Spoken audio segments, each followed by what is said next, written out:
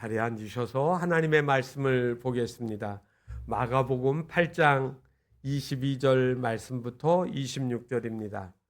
신약성경 67페이지 마가복음 8장 22절 말씀부터 26절까지 함께 말씀을 봉독하겠습니다. 베세다의 이름에 사람들이 맹인 한 사람을 데리고 예수께 나와 손대시기를 구하거늘 예수께서 맹인의 손을 붙잡으시고 마을 밖으로 데리고 나가사 눈에 침을 뱉으시며 그에게 안수하시고 무엇이 보이느냐 물으시니 쳐다보며 이르되 사람들이 보이나이다. 나무 같은 것들이 걸어가는 것을 보나이다 하거늘 이에 그 눈에 다시 안수하심에 그가 주목하여 보더니 나아서 모든 것을 밝히 보는지라. 예수께서 그 사람을 집으로 보내시며 이르시되 마을에는 들어가지 말라 하시니라. 아멘. 이제 하예의 찬양이 있겠습니다.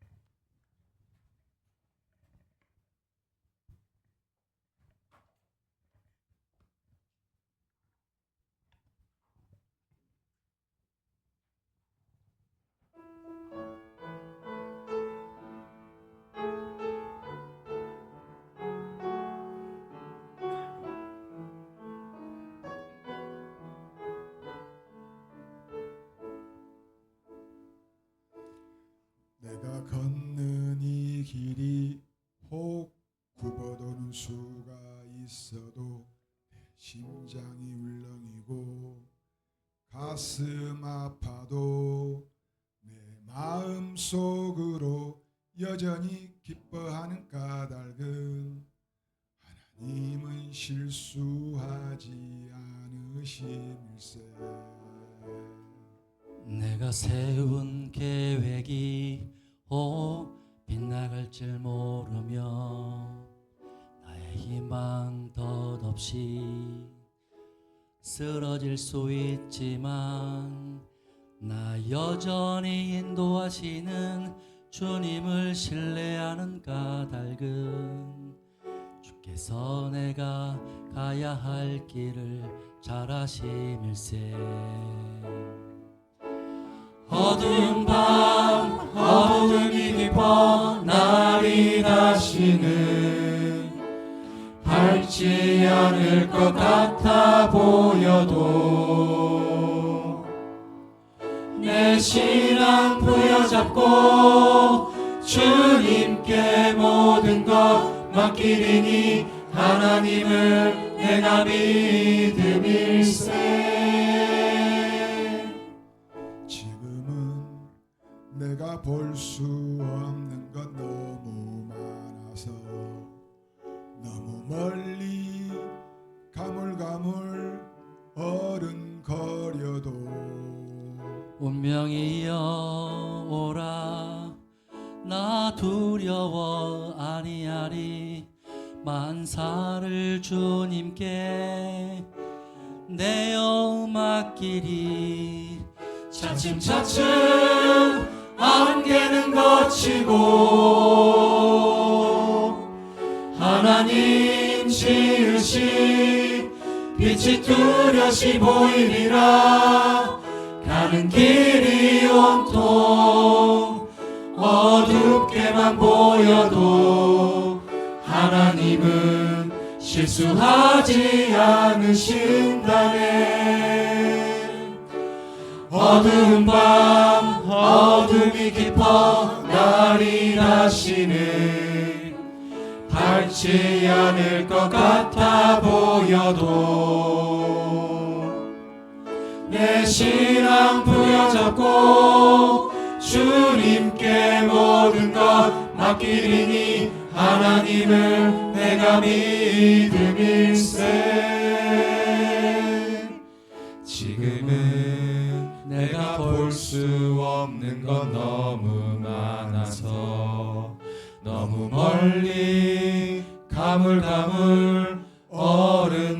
버려도 운명이여 오라. 나 두려워 아니하리. 만사를 주님께 내어 맡기리. 차츰차츰 안개는 걷히고 하나님 지으신 빛이 뚜렷이 보이리라.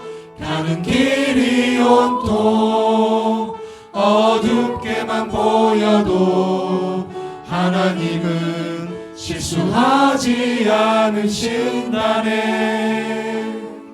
차츰차츰 안개는 걷히고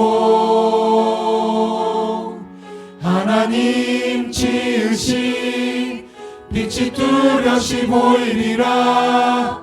가는 길이 온통 어둡게만 보여도 하나님은 실수하지 않으시다네.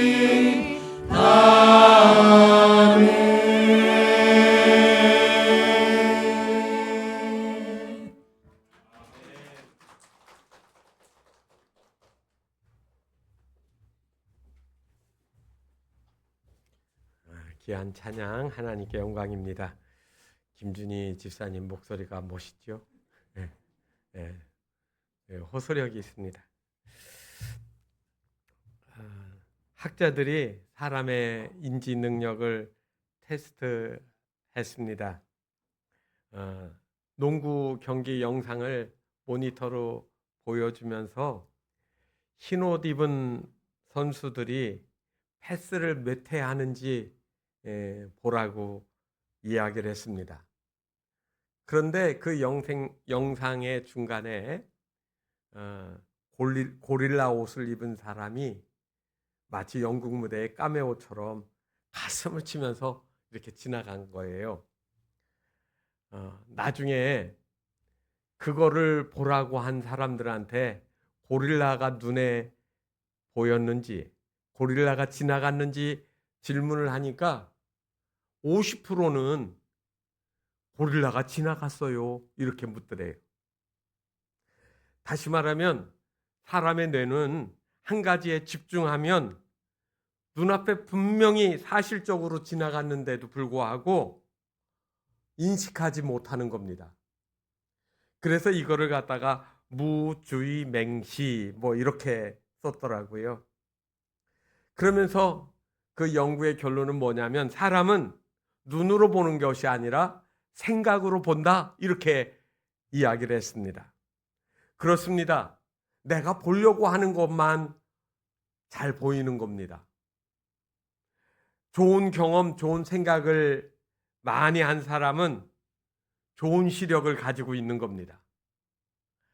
악하고 사기치고 그리고 다른 사람을 괴롭히는 일에만 익숙한 사람은 그런 것만 보이는 것이고요. 여러분들의 눈에는 지금 어떤 것이 보이십니까? 여러분들은 이 세상에서 어떻게 보시며 사시는가요? 오늘 말씀을 통하여서 저는 여러분들이 무엇을 봐야 되는지, 그리고 어떻게 볼 수 있는지를 말씀을 드리려고 합니다. 오늘 본문 말씀 22절 말씀부터 26절 말씀인데 장소의 이야기가 나옵니다. 벳세다라고 나오지요. 벳세다라는 말은 무슨 뜻이냐면 물고기의 집이라는 뜻을 가지고 있습니다. 갈릴리 호수가 항아리처럼 생겼는데 이 갈릴리 호수의 북쪽에 있는, 그래서 이 벳세다의 출신이 누구냐면 성경에 보면 베드로, 안드레, 빌립, 이런 사람들이, 제자들이 이 벳세다 출신들입니다. 물고기를 잡아서 생계를 유지하는데 그래도 다른 지역보다는 갈릴리에서 이 벳세다는 어업을 하기 때문에 부요한 삶을 살고 있었던 겁니다. 예수님께서 이 벳세다에 들어가셨습니다. 잘 사는 사람일수록 어떤 신기하고 이적이 일어나고 하는 것들을 잘 받아들이지 않고 경제적으로 유익이 되고 어떤 것이 나에게 도움이 되는가 하는 그런 거에만 더 민감한 경우가 많습니다. 예수님이 베세다에 들어갔을 때 사람들이 거기에서 시각장애인, 앞을 보지 못하는 맹인 한 사람을 데리고 와서 예수님한테 간구를 했습니다. 뭐라고 했을까요? 이 사람 눈 좀 뜨게 해서 보여주십시오 라고 하는 이야기입니다. 그런데 오늘 말씀을 보면 예수님이 그 말씀을 듣고 앞에도 마찬가지지만 병자가 보면 붙잡고 기도해 주시거나 말씀으로 귀신도 쫓아내고 병자들도 고치셨는데 오늘 본문 말씀을 보면 좀 색다른 장면이 나옵니다. 예수님이 이 앞을 보지 못하는 맹인을 데리고 마을 바깥으로 가시는 거예요. 아니 사람들 앞에 그냥 안수해가지고 눈을 뜨게 하면 사람들이 야 정말 저 사람 대단한 사람이구나 하고 그리고 더 많은 사람들이 따라다니면 좋았을 텐데 왜 그 사람들 앞에서 하지 않고 데리고 다른 데로 가셨을까? 아마 마을 사람들은 궁금하지 않았겠습니까? 그런데 예수님 마을 바깥으로 이 사람을 데리고 나가서 또 한 것이 평상시에 우리가 생각하는 것과는 다릅니다. 여러분 성경에 있는 말씀 그대로 보면 예수님이 이 사람 눈에다가 침을 뱉었습니다. 보지는 못했지만 태하는 소리와 함께 끈적끈적한 것이 내 눈에 가서 착 달라붙는 느낌을 이 사람이 느끼지 않았을까요? 그리고 기분은 썩 좋지 않을 수도 있습니다. 만약에 침 뱉는 거를 눈으로 볼 수 있었다고 하면 피하기라도 했을 텐데 그 자리에서 자기 눈에 예수님의 침이 묻었습니다. 그리고 나서 예수님은 그에게 눈에다가 손을 대시고 안수를 하셨습니다. 그 다음에 손을 떼신 후에 질문하신 거예요. 뭐라고 했습니까? 무엇이 보이느냐? 무엇이 보이느냐? 오늘 설교 제목이기도 하고 저도 여러분들에게 질문하는 내용입니다. 여러분들은 교회 왜 와 있습니까? 무엇을 보려고 합니까? 어떤 일들이 일어나기를 원하십니까? 깜깜하게 살던 이 맹인은 그 순간에 예수님의 손이 떼어지면서 눈에서 이제껏 보지 못하던 빛을 느끼게 되어집니다. 날아갈 것만 같습니다. 뭔가 사람들도 보이는 것 같고 나무 같은 것들이 걸어다니는 것 같은 희미한 윤곽을 느끼게 되어집니다. 여지껏 경험하지 못했던 일, 그래서 나도 드디어 거울을 보면 내 모습을 볼 수가 있겠구나. 내가 어떻게 생겼는지, 그리고 내 부모와 형제들은, 내 마을 사람들은 어떻게 생겼는지 볼 수 있겠다라고 지금 흥분이 되기 시작합니다. 그런데 25절에 보면 그러면서 이 사람이 가려고 했을 텐데 예수님이 다시 그를 붙잡고 이번에 다시 눈에다가 또 안수하시는 겁니다. 그러면서 또 질문하십니다. 무엇가 보이는지. 성경에는 없지만 이번에는 뭐가 보이냐고 또 질문하셨을 겁니다. 그랬더니 이 사람이 뭐라고 하죠? 사물들이 또렷하게 보이는 것들을 이야기합니다. 이제는 희미해 있는데 지금은 이 사람이 서 있는지 움직이는지, 그리고 나무들은 어떻게 생겼는지, 꽃은 어떻게 생겼는지 신기한 장면, 여지껏 한 번도 보지 못한 것들을 구분하게 되어진 겁니다. 여러분들은 보게 된 거에 관점이 있다고 하면 저는 성경을 보면서 예수님이 왜 한 번 해도 될 일을, 하나님의 아들이고 능력이 있으셔서 한 번 해도 될 일을 두 번 하셨을까? 왜 안수하는 일을 2번이나 하셨을까 하는 거에 더 많이 생각이 들었습니다.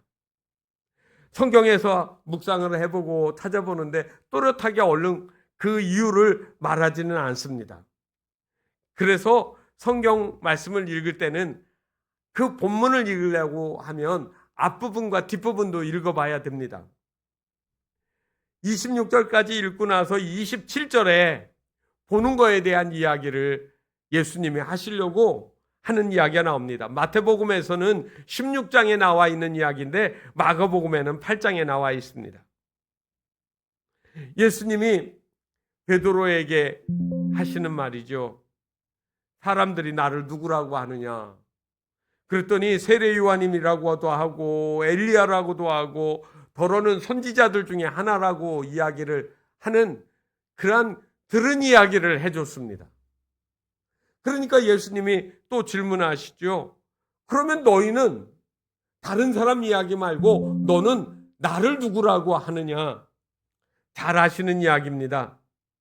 베드로가 주는 그리스도시니이다.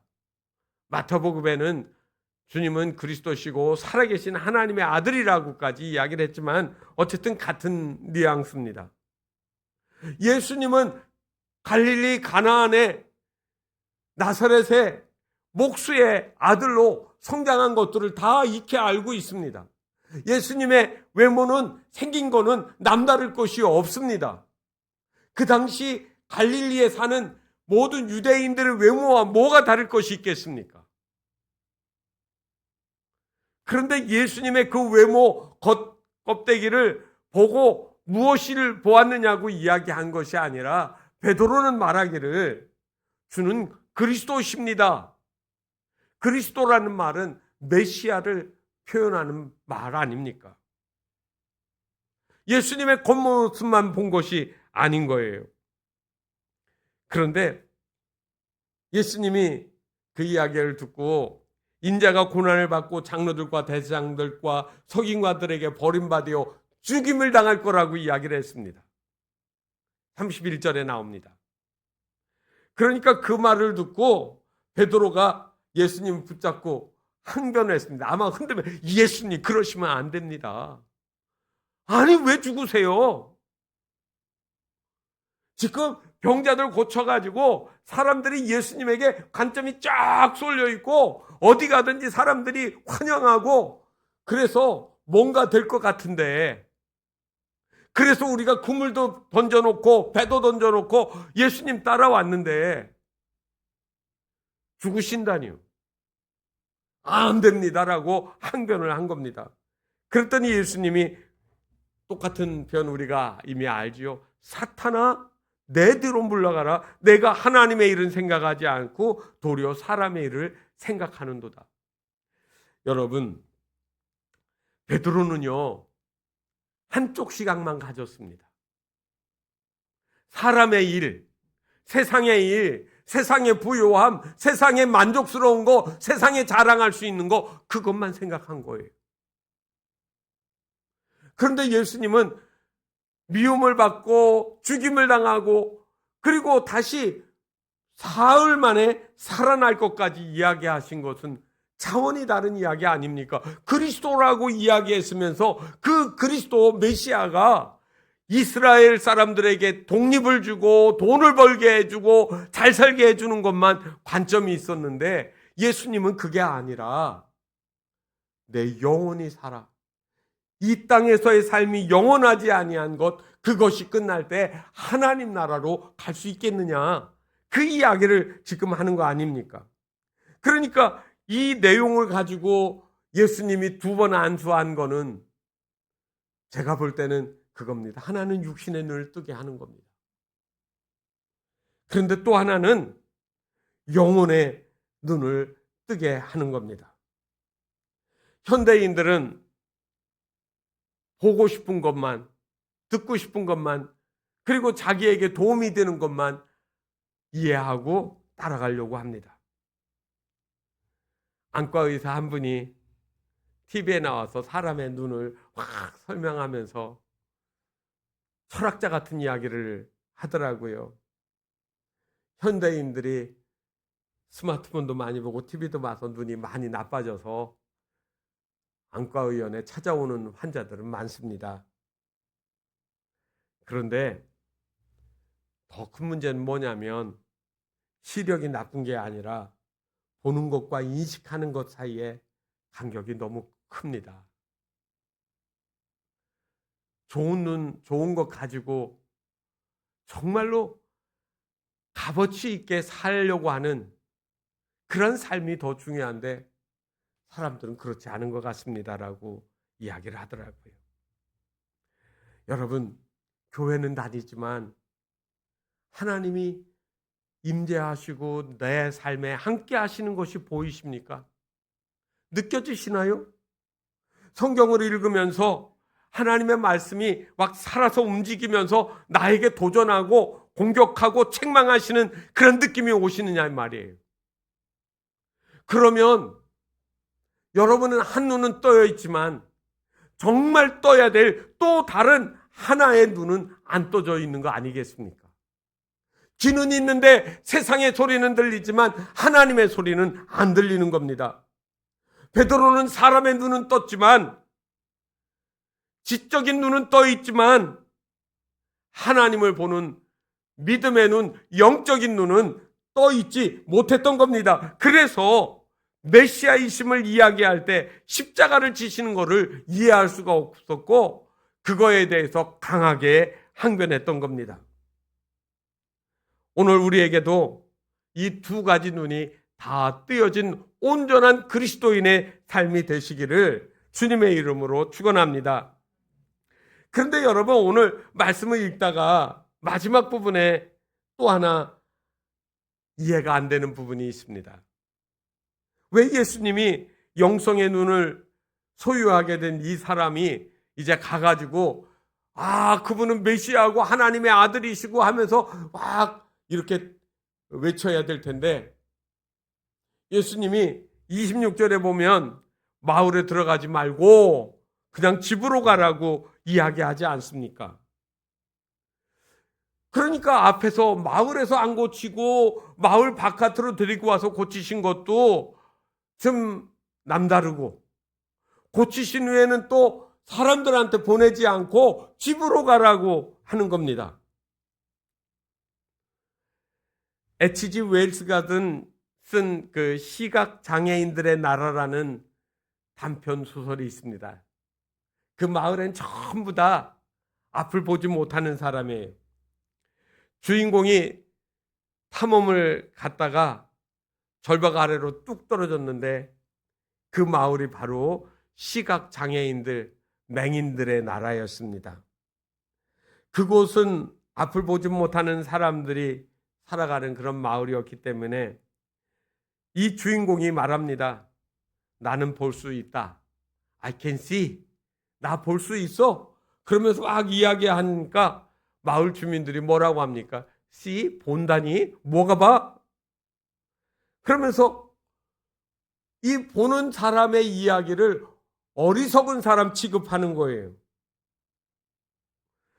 그래서 보지 못하는 사람들이 보는 사람의 손을 잡고 다른 사람에게 소개를 하는 거지요. 어리석은 말 그만하고 내 발자국 소리만 듣고 나를 따라와. 그렇게 거기에서 살다가 한 아가씨가 눈에 들어왔습니다. 너무 예뻐요. 그래서 그 아가씨에게 청혼을 하고 부모님을 만나게 됩니다. 그랬더니 그 부모님도 앞을 못 보는 거죠. 부모님이 말합니다. 저 사람은 뭘 본다고만 자꾸 얘기하는 이상한 사람이고 그리고 바보 같은 사람이니까 내 딸을 시집 보낼 수 없다고 말합니다. 그러니까 함께 왔던 다른 사람이 제안을 합니다. 이 주인공은 두뇌가 병이 들어가서 눈이 뭐가 보인다고 자꾸 이야기를 하니 그 눈을 빼내서 머리가 좋아지게 만들면 이 아가씨하고 결혼할 수 있다라고 합니다. 그래서 수술 날짜가 잡혔습니다. 그런데 수술하는 날 아침 그는 그 마을을 탈출했다라고 하는 이야기입니다. 어떻게 보면 넌센스 같은 이야기들인데 보는 것 때문에 어리석은 자가 되고 있고 눈을 빼야만이 그 마을에서는 정상적인 사회생활을 할 수 있었던 겁니다. 오늘날 우리 사회는 그렇게 살아갑니다. 보고 싶은 것만 보고 듣고 싶은 것만 듣지 않습니까? 그래서 그동안 없었던 말, 확증편향이라는 말이 생겼습니다. 여러분, 이러한 세상을 가리켜서 성경이 뭐라고 할까요? 예수님은 왜 눈을 뜬 사람을 벳세다 마을로 들여보내지 않았을까요? 마태복음 11장에 보면 이 벳세다를 향해서 예수님이 하신 말씀이 나옵니다. 뭐라고 했을까요? 화 있을진저 고라시나 화 있을진저 벳사다야, 너희에게 행한 모든 권능을 두로와 시돈에 행하였더라면 그들이 벌써 베옷을 입고 재에 앉아 회개하였으리라. 두로와 시돈은 오늘날 레바논 바닷가 항구 아닙니까? 그런데 거기는 이방 사람들, 페니키아 사람들이 사는 지역이에요. 그 사람들이 이 듣도 못한 이런 말씀들을 듣게 되어지면 재에 앉아서 회개했을 건데 벳세다 사람들은 뭐를 안 해요? 듣기는 들어도 무시하는 거예요. 보기는 보아도 기적과 능력이 행해져도 회개하지 않아요. 그래서 여기 보니까 회개하지 않아서 화가 이 벳세다에 머무르고 있다라고 하는 말씀을 하신 겁니다. 한마디로 뭘까요? 아까 말씀드렸지만 갈릴리에 그래도 꽤 잘 사는 어촌 마을, 살만한 경제적으로 여유 있고 넉넉하다 보니까 천국이, 하나님의 나라가 그렇게 그들에게는 긴박하지도 않고 급하지도 않았던 겁니다. 벳세다는 불신앙의 도시였습니다. 예수님은 이 눈을 뜬 이 사람이 벳세다로 다시 들어가면 어떻게 될 것인지를 아는 거예요. 아직 눈은 떴지만 깊이 있게 말씀을 이해하거나 그리고 그것을 삶 속에서 적용하지 못하고 살다 보면 그 마을 사람들이 하는 것처럼 똑같이 다시 살아가게 될 거를 예수님이 염려하지 않으셨을까요? 여러분, 우리가 회심하고 예수님 만났으면 다시 과거로 돌아가시면 안 됩니다. 술로 인해 인생을 망쳤던 분들이 예수님 믿고 새롭게 되었다라고 하면 다시 술자리 가지 말아야죠.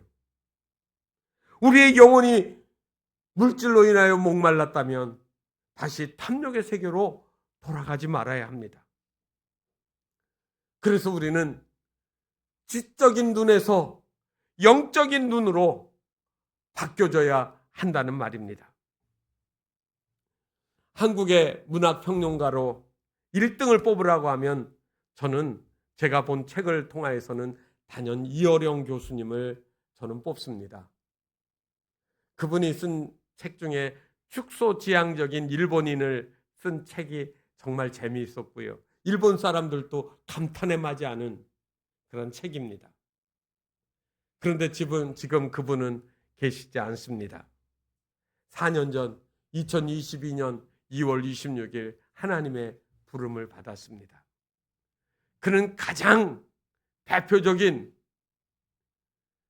지식인이면서 신앙에 대해서 냉소적이었고 비판을 했던 사람입니다.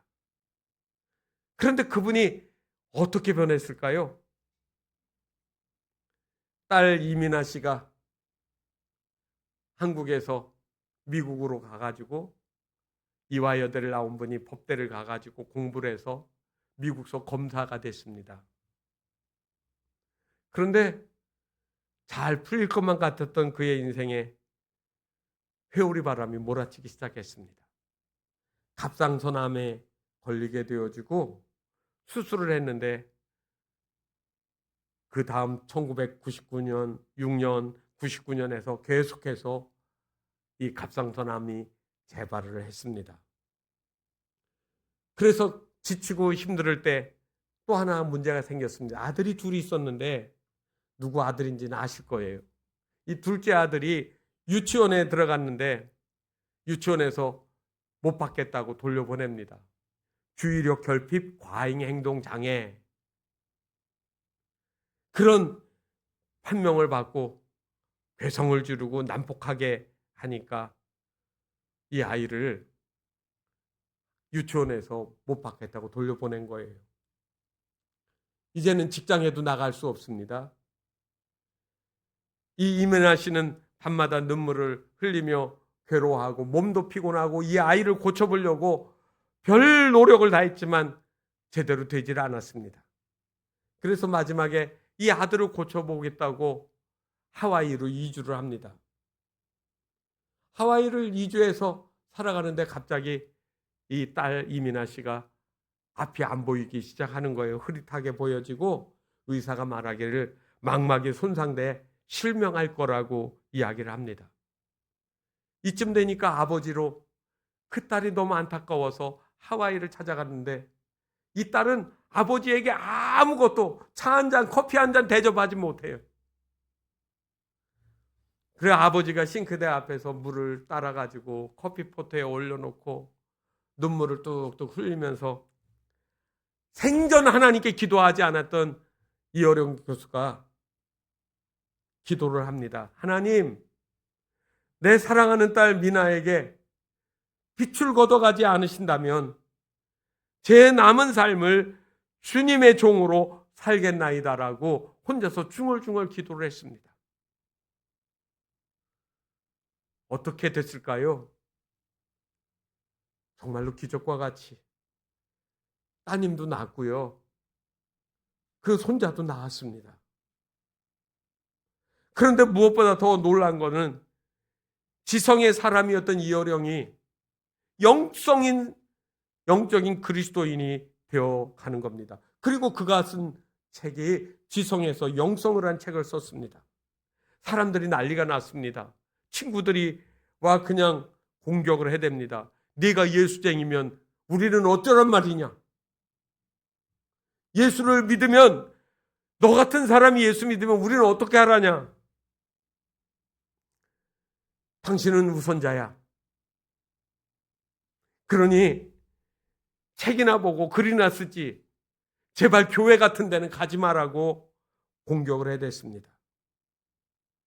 그렇지만 그는 이미 돌아갈 수 없는 길까지 돌아왔던 겁니다. 그런데 그 가정에 그렇게 좋은 일만 있지는 않았습니다. 딸도 병에서 낳고 손자도 낳았는데 이번에는 첫째 손주입니다. 이 어린 손주는 이어령 씨가 직접 자기 집에서 많이 사랑하며 길렀던 손자였습니다. 공부도 잘해서 버클리대를 졸업하고 법학대학원에 가가지고 법관이 되려고 하는 꿈을 가지고 있었습니다. 그런데 갑자기 혼수 상태 코마에 빠졌습니다. 손도 못 쓰고 이 손주가 세상을 떠납니다. 아니, 불치의 병들은 치료해서 고쳐주고 멀쩡한 손주는 죽게 하신 것들 때문에 정말 감당할 수 없는 아픔이 이 가정에 밀렸습니다. 딸 이민아는 하나님께 기도하다가 위로의 말씀을 받습니다. 내 생각은 너희 생각과 다르며 내 길은 너희의 길과 다르다.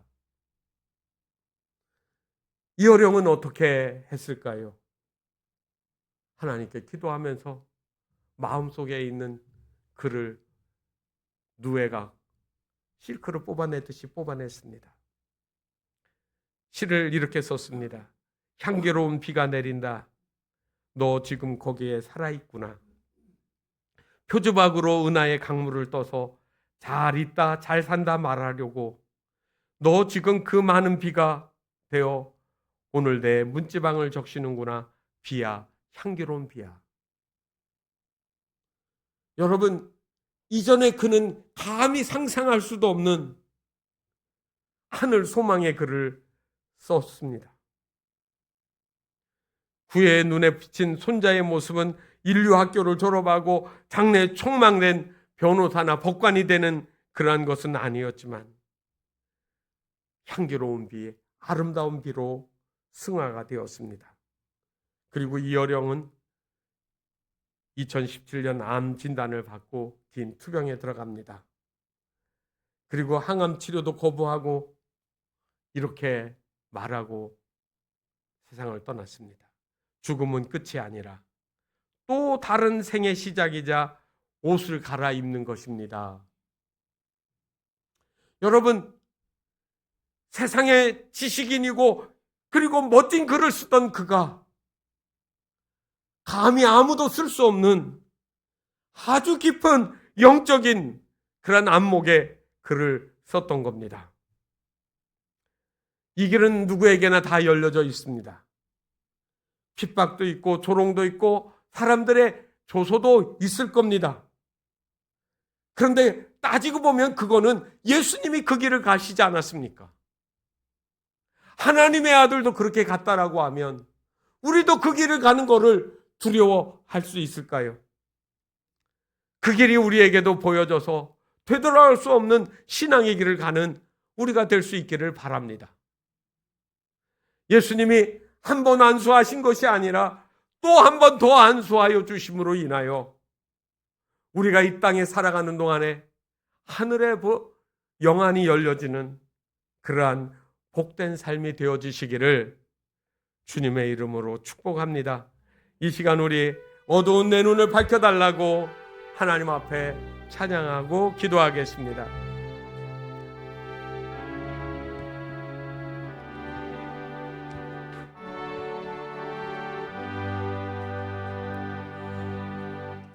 어두운 내 눈 밝히사 진리를 보게 하소서. 진리의 열쇠 내게 주사 참빛을 찾게 하소서. 기쁘신 뜻을 알고자 엎드려 기다리오니 내 눈을 뜨게 하소서.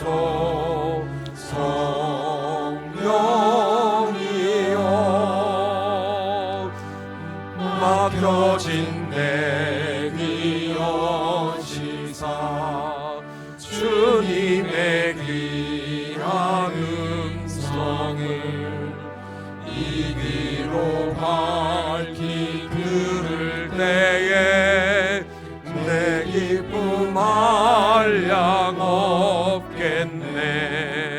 기쁘신 뜻을 알고자 엎드려 기다리오니 내 길을 열어주소서.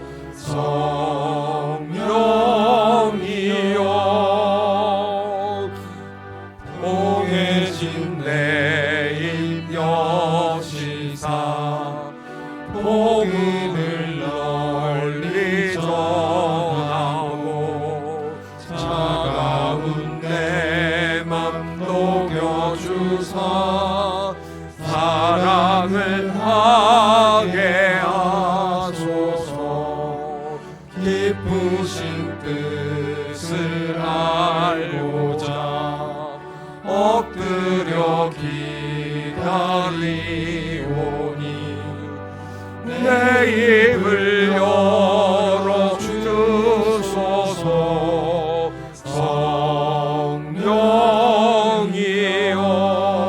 성령이여 오늘 이 시간 우리의 눈도 뜨여지기를 원하지 않습니까? 시력이 나빠진다고 염려하지 마세요. 나이가 들면 시력도 나빠지고 어두워지고 침침해질 수 있습니다.